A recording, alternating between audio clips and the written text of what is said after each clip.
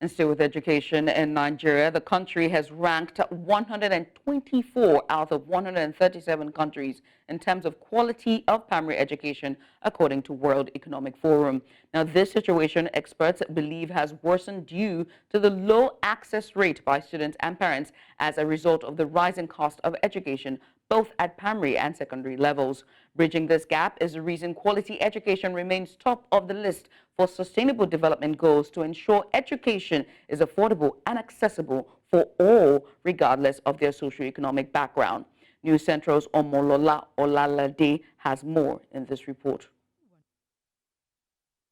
Nigeria's literacy rate increased by about 7% to a total of 61%, leaving 31% of the population non-literate. 68% of the youth in Nigeria in 2020 had received secondary education, and 15% of them had completed primary education, while 17% pursued higher studies after secondary education, according to Statista. Quality education, which happens to be the fourth item on the UN Sustainable Development Goal, remains a powerful tool for transforming lives of individuals and communities while contributing to the development of their society. Unfortunately, the detrimental impact of declining education standards in Nigeria, especially on the Nigerian youth, is felt in every sphere of the economy. A situation that has left many citizens to seek quality education and greener pastures abroad. Also, after their education, they also seek for better work opportunities where the educational system is well developed. The economic system is more stable, the condition is perceived to have a higher quality of education, better prospect for career advancement. Invariably, the implication of this is brain drain.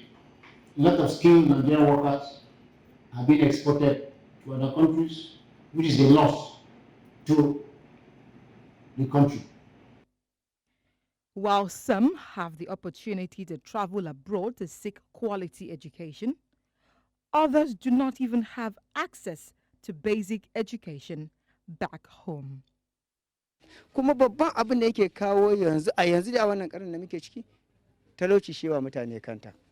Iyaye daukan ɗawainiyar su yau abin da za a ci ake kokowa. Haki ne shi kansa ilimin to amma abin da za a ci shi ma kuma haki ne. To idan uba ba shi da nutsuwa ba shi da abin da zai iya yi ya gabatar da 'ya'yansa ya ba su abin da za su ci, to wannan dole ne a samu naƙasu a cikin karatunsu. That was the fate of 10.5 million Nigerian children of school age in 2018. That number increased to about 14 million in 2020, and in 2022, it rose to 20 million.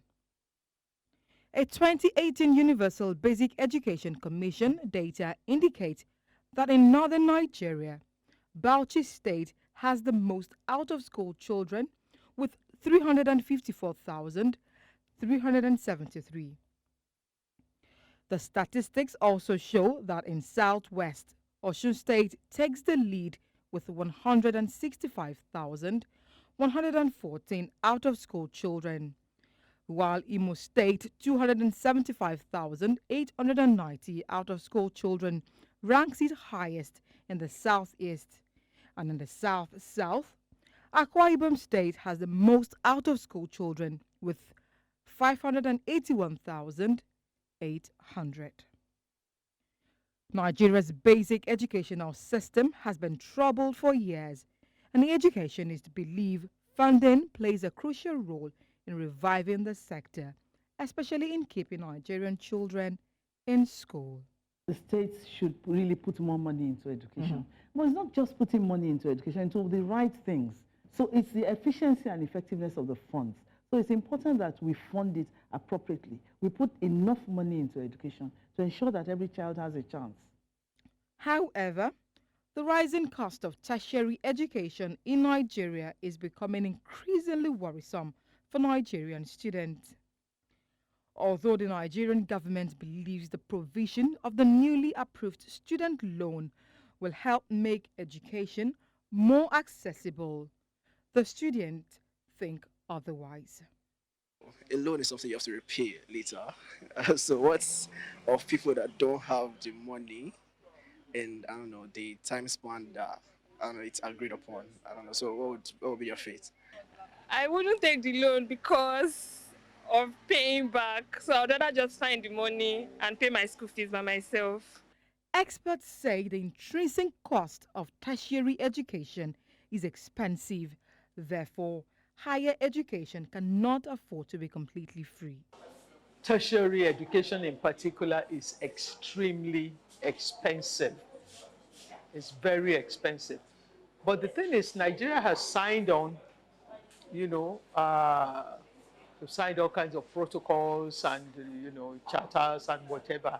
I believe that we have signed on to keep our children educated up to the age of 16, I believe, which is, let's just say, roughly up to secondary school. The issue of payment for education, we've always paid in Nigeria. Oil money changed that and we said everything was free. Now we have to go back to paying. One thing that's clear, forget how we got here. Government cannot do it again. One of the key factors for economic growth and peace is education.